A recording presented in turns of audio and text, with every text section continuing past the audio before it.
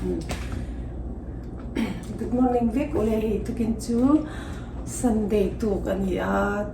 tuk dang lo ang deuin hei kan breakfast ta na hianin pizza hi kan ei thin ta chuanin mase kan nei ve thokhatai ti meng hi tukin chu heavy breakfast nei te po alo tha alo tul deuh lek bok nen chumi ta na chuanin fried rice te le tom yum noodle noodle te lo tom yum soup te chuanin papaya salad le la phetau te kasiam do na hi ate ka soyang ol sam de mo ol sam le tui taka siam da karon share ve don chuni to chan ti hal borang hei tok da ai ka thok ma de hle ka chan chu katia kan siam do ta ka wangin tin hei to kin chu zai thiam nula maro ti hi hei tu lai chu kan ina a chenga heta alo aron zina chu aron hote to na tu tok le nak tip me a heron ho to do na tin trip ata na chuanin ala Sunday ania thia zara alo aron kalzel po bi seila amaro chu tun mata na chuanin maroti ta chuan ala Sunday ania chuwang chuanin he thlak pui du te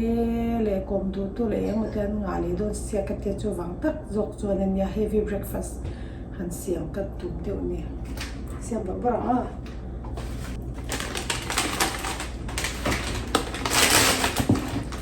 hal bor lom nge thei chu chuan hi tom yum soup pakate le mo hi lemon grass hi chu arin hi thavi ma ase ka siam tan don lowa to kin ei khom nger chawnia he mi tlot khat etel kan tel zo nge rim hi ka du ve shim pok ne chuanin hi tom yum ka tel tu chunia hi tofu nia fish ball chuanin lemon grass le lemon leaf mo lime leaf ka tina chuanin hi kai kuang ani bok ta chuanin hi pa pate chi mo kan kha ania sen so ve la tu ka chuang sa ten ka kha ka nga chuanin hi tom yum sauce tom yum paste hi ka kha ka nga zot ni me chuan hi na kan kha na ma hey fish ball te tofu te hi chu frozen sa te ni vanin hianin ka le chan yen lo mo na ke na pa chu a min do na cha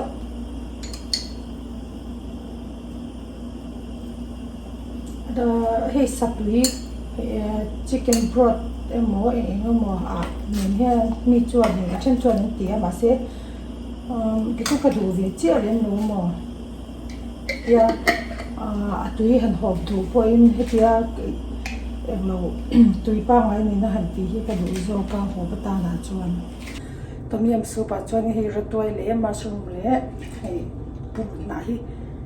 to pa ka va tha ka nga so bor to ka tha ka nga zo ni mai chuan cho te ka kang do na hei tu hi ka chung pen lu mu ta wangin ka o hi ka de dewa ka lo ro ri te lu ne tuk chu hei ti hanin nai zetin karon langa hei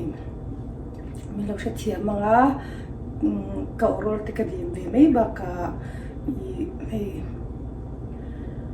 ka mai mam lo zet po hei ang ma karan cover lo ta mi lo thiam don ne jing tho phan ni ve buk sia mo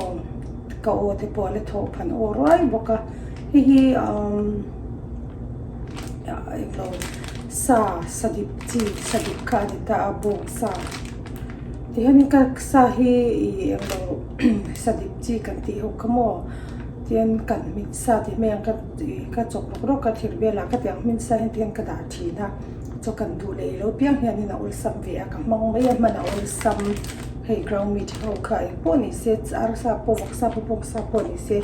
kan ka da thi ma chuan hei chu sa ni bo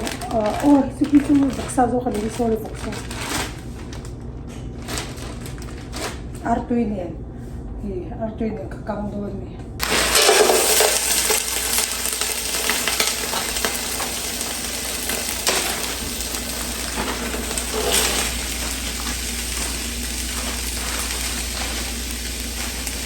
nhé đây lộn xem cái là cho các khá con đó hen Cantonese fried rice anh luôn cái này hen cắt chế đồ đây nè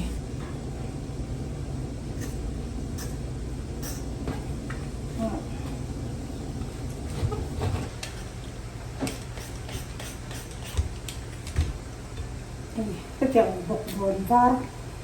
chỉ cái tiểu bột đồ nữa pina thi cái tìm mình sao cái thuần nha cái papaya salad cái tiểu bang đó rất là mặn beroi ông chọn beroi là coi như hết tiệt phụ hết tiệt chỉ phụ thì phải không mà chọn như vậy cherry tomato olive verde mình hen chọn cái cho này ăn hành ăn hành đen sọc về bốc ca sẽ cái số cái đen này đun lâu thế này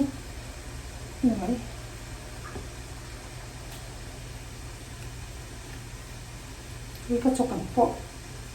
sau cái đĩa của nó cái từ nó lắm luôn cho nên là cái tàu đi xiêm mình ngó giống như vậy chip vắt khang ai cũng đúng này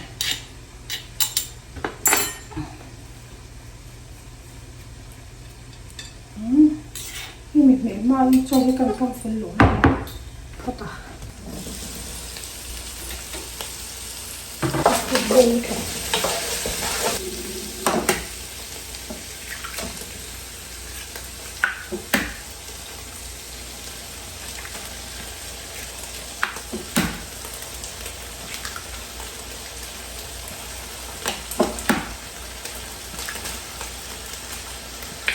이런 물을 조금요. 저기도 갖고 저 믹스 볼에다가 한 올리네.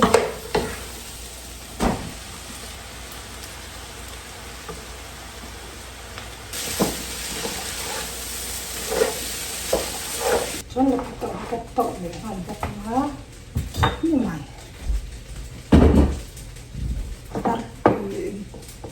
chúng tôi học cảnh thổ chúng tôi học bộ hệ cảnh thổ hơn hết rồi đó có thể thổ thôi á có cảnh thổ là cảnh vua là vua gió về là cảnh cảnh ấy cho nên hệ papaya salad chua thì ta là cái tổ không phải lên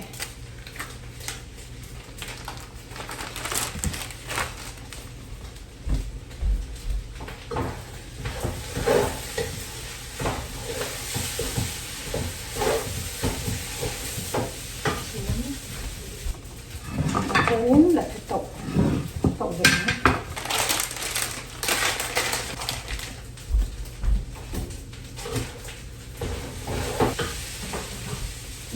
nơi cho cái chốn thì tàu chọc phá bọc và đang xé nước lên nung lên ngay chỗ dìm phá ngay bọc các bạn bố đều tất cả mọi thứ mà nó để tất cả mọi không phải rồi xưaนี่คนตัวที่จูไอ้เจนอะไรได้ยกกันยังไงเลยที่ทุกคนตัวที่ตัวลุกตุกตะกินเกยใช่ไหมหันซ้ายตาขาดชวนก็เรื่องจำซูมาเสียแล้วก็พาไปคูเซ่บุกเสียจนตอนนี้สันเดียร์จนนี้ก็ปวดที่เลือดตั้งปุ๋ยลงมันเอาหนังพุทธมันปวดลุกตุกปวดเป็นปนเป็นโคมทิมร่างตัวเส้นตีปูโลไปให้ลงมันหลุดถึงให้โจมเดี๋ยวจะโจมถูกใจไงมันหมักด้วยตัวกันได้อย่างไรตาขาจวนนี้ก็จะจำสูงช่วงเสียแล้วกันแบบสวยๆนะที่โดนแล้วก็ตัวที่โจมติดตับนี่หมักเดี๋ยวก็ตกผลเรียกค่ะกระดูกเลี้ยงน้องมาchọn đã cho chút phải là hiện anh dọc cái tiệt là cái gì giết luôn tê tung tô tê này là hành gì cái Filipina mà sẽ cái tiệt nó chỉ đơn cho ăn mình sẽ có cái cái đơn chọn thì nó chơi về từ ra là cái tiệt cái chọn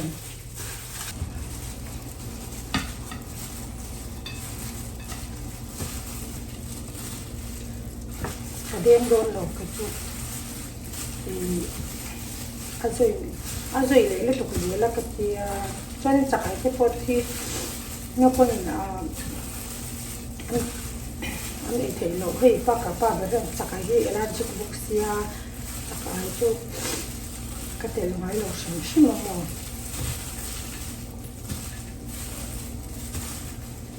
hay fish sauce hết lem cái tên là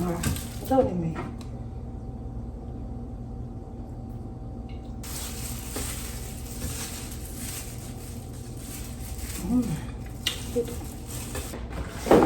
không sao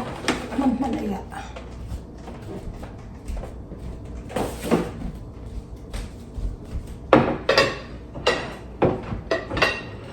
thì là những mình lỗi mình mà đến sụp với cái sụp này rồi xem được rồi ok hiện nó cũng cái chỗ lỗi đó sẽ trở nên nghĩ tụi cái nó cần breakfast tour cháu chú anh này hi tom yum noodle sorry hi tom yum soup ania papaya salad le fried rice ania la phet tau te chuanin hei cherry le strawberry te kanai panga tukin sunday kan breakfast heavy breakfast ka sem chu hi ani e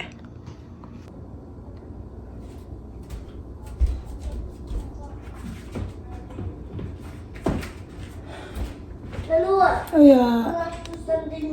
oh còn lấy cái fried rice nữa rồi đấy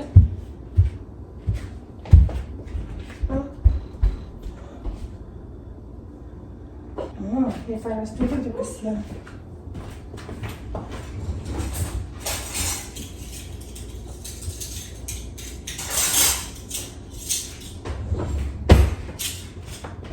fried rice itu gitu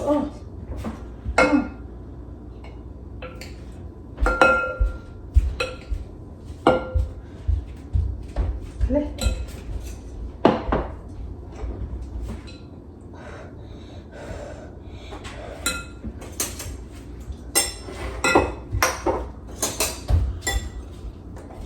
Kau, hello. Đi chỗ rồi, nghe thấy này không?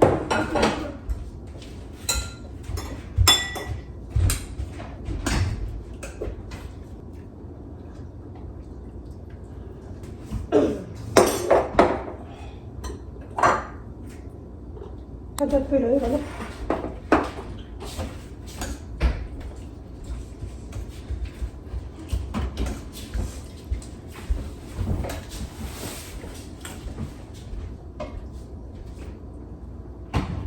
Nó fish ball cái bể chén,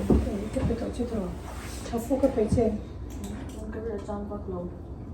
cái bờ, như thế nào? Sẽ có cái gì sang đúng không? Đấy. Tôi không ở đây đâu. Nó tiền. Nó tiền rồi đó. Hay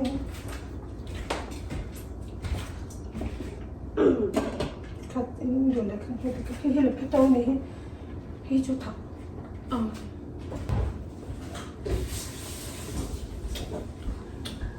When he says something, I'm putting it. I was okay. I can start there.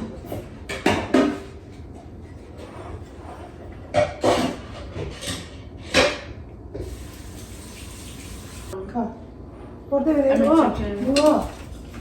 Oil curry and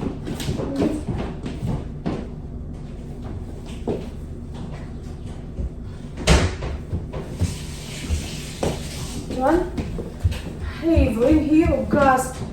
Millie anh hả? Oh, lipstick lên hồi lâu. Không cần cái tổ đốn, John hey breakfast kan han ei bor boranga kan thok hal do ni mama tu ni John mate hey fanu ko fanu pon bi the kan nei ve to mo be tek mo ron kal te mo mai ngot tang no nửa la ang zia hey fanu pon bi the kan nei to hey pon mo bi dio kan le ngai ni hey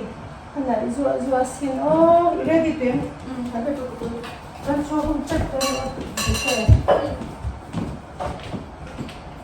cái này orang masih lipstick kalian belum. Ini sari kami. belum. Ini belum macam. Kasih pakai sampai. Ini kamu. Walaupun belum. Ini ada itu. Itu kan saya kan dengan mau kat orang tu kat kampus Asian. Kakak tahu lagi kalau cuma. Sunday dia ya kita kapur ini. Anda motor saya lepas tu Asian itu orang tu kan ada tu. Jadi gue no. Dah lah tu.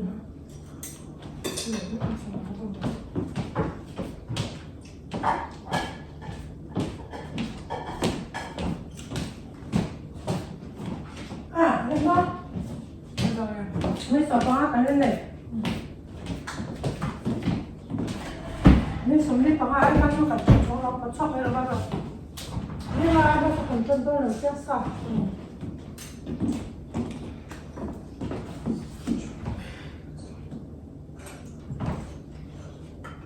Ang ina zo tu tu sa bien ku pi tin ti mo. Itu kan cuma lo. Ku pi mo.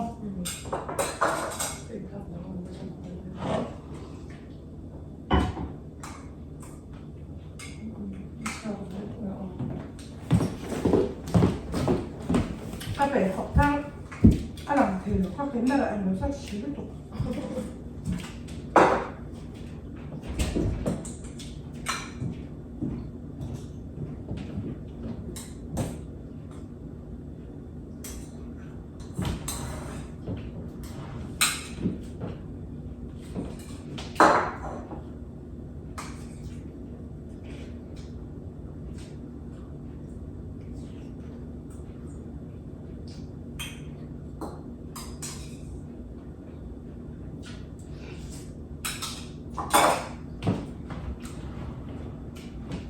Berta, saya suka main makan mana ni ya?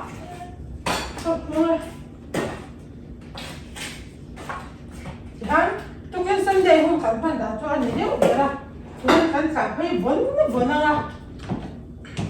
Kan ni dia untuk proses. Okay, tu nak John kan kalau kau kan mantap tak veta. Hey. Gracias dan kalau kau biak ina tu yang lo le don mata tak bakal ro